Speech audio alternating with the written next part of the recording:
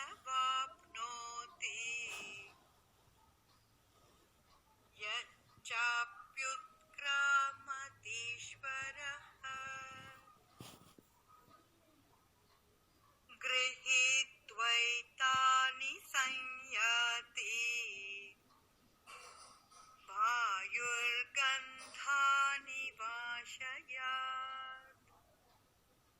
श्रीमद् भगवद गीता अध्याय 15 श्लोक 8 आत्मा भाग 2 मन बुद्धि और आत्मा।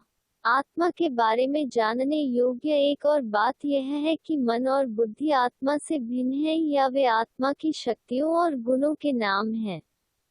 गीता में ऐसे अनेक शब्द हैं जिनसे ज्ञात होता है कि मन और बुद्धि आत्मा की शक्तियों की अभिव्यक्ति हैं। उदाहरण के लिए गीता में एक स्थान पर कहा गया है कि आत्मा को आत्मा से ही जीतना है। अध्याय 6 श्लोक 6।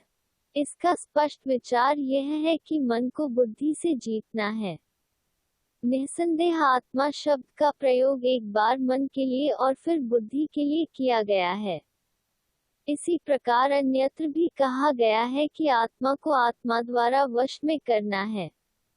अध्याय 3 श्लोक 43। यह स्पष्ट है कि यहाँ मन को बुद्धि या विवेका द्वारा शांत करने का उपदेश दिया है। वास्तविक मन संकल्प करने, अनुभव करने या चाहने का एक और नाम है, और बुद्धि शब्द जानने, विश्वास करने, पहचानने, याद रखने, निर्णय लेने या निश्चय करने का पर्याय है। गीता में मन और बुद्धि शब्दों का प्रयोग उपरोक्त अर्थों में किया गया है। अध्याय 3 श्लोक 42। वास्तविक इच्छा, ज्ञान और अनुभव आत्मा के लक्षण हैं। आत्मा सुख और शांति चाहती है और आत्मा सुख और शांति का अनुभव करती है। अध्याय 13 श्लोक 20। इसी प्रकार परमात्मा में पूर्ण ज्ञान होने के कारण इसे ज्ञान का सागर कहा जाता है। उसी प्रकार आत्मा के पास भी ज्ञान है और वह ज्ञान या समझ है, वही बुद्धि है। गीता में भगवान ने कहा है, हे वत्स, तुम अपना मन मुझ पर रखो और अपनी बुद्धि को मुझ पर स्थिर करो या तुम मुझे अपनी बुद्धि प्रदान करो। अध्याय 12 श्लोक 8। अध्याय 9 श्लोक 34। निस्संदेह ईश्वर ने किसी भी प्राकृतिक मन या बुद्धि को अर्पित करने के लिए नहीं कहा है, बल्कि ईश्वर प्राप्ति की इच्छा करना, भगवान के स्वरूप को याद करना या याद रखना, और अपने स्वयं के मत के पूर्वाग्रह के बिना दिव्य मत के अनुसार कार्य करना, अर्पण करना है। भगवान ने गीता में यह भी कहा गया है कि मन इंद्रियों से परे है, बुद्धि मन से परे है और आत्मा उससे परे है। अध्याय 3 श्लोक 42। कुछ लोग इसका अर्थ यह समझते हैं कि मन, बुद्धि और आत्मा अलग हैं और एक दूसरे से परे हैं। लेकिन वास्तविक निहितार्थ यह है कि इंद्रियां मनुष्य की इच्छा के अधीन हैं, और जो इच्छा को नियंत्रित करता है या उनके अच्छे और बुरे का फैसला करता है, वह विवेक या ज्ञान, यानी मनुष्य की बुद्धि होती है। जब मनुष्य ज्ञान के द्वारा मन को परमात्मा से जोड़ता है, अर्थात जब वह उसे याद करता है, तब उसे आत्मा का भी अनुभव होता है। हम जानते हैं कि आत्म साक्षात्कार के लिए मनुष्य को पहले ध्यान करना पड़ता है। बेशक उसे समझदारी से फैसले लेने होंगे। उसके बाद उसके संकल्पों की गति धीमी होने लगती है और वह आत्मनिश्चय बुद्धि हो जाता है, अर्थात वह सूक्ष्म अर्थों में आत्मा स्मृति में स्थित होता है। इसे मन या सूक्ष्म बुद्धि से परे कहा गया है। वास्तविक अर्थ यह है कि अनुभव करने के लिए व्यक्ति को सूक्ष्म रूप से दिव्य स्मृति में स्थित होना चाहिए, अवधारणाओं से बचना चाहिए, तभी मनुष्य को आत्मज्ञान की प्राप्ति होती है। गीता यह भी कहता है कि मन स्वाभाविक है। अध्याय 7 श्लोक 4। या मन और बुद्धि भी क्षेत्र हैं। अध्याय 13 श्लोक 5। या यह भी एक प्रकार की इंद्रिय है। अध्याय 10 श्लोक 22। लेकिन ऊपर उद्धृत अन्य महाकाव्यों की तुलना में इन श्लोकों के विपरीत अर्थ प्रतीत होते हैं। तो यह क्षेपक लगता है, या इसका अर्थ यह है कि जब आत्मा अव्यक्त ब्रह्मलोक से शरीर रूपी क्षेत्र में आती है तो उसमें संकल्प उत्पन्न होता है और उसके बाद ही वह स्मृति में निर्णय या चाल चलता है। उन्हें आत्मा की इंद्रियां कहा जाना चाहिए क्योंकि वे आत्मा की अभिव्यक्ति के साधन हैं।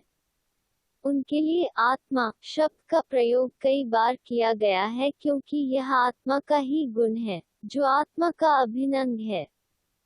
भले ही हमने ऊपर बताया है, हम एक उदाहरण से इस बात को और स्पष्ट करना चाहते हैं। ज्ञान को आत्मा का तीसरा नेत्र या दिव्य नेत्र भी कहा जाता है। वास्तविक ज्ञान आँख की तरह इंद्रिय नहीं है, बल्कि आँख के समान है क्योंकि ज्ञान के माध्यम से आत्मा को सत्य का प्रत्यक्ष दर्शन होता है।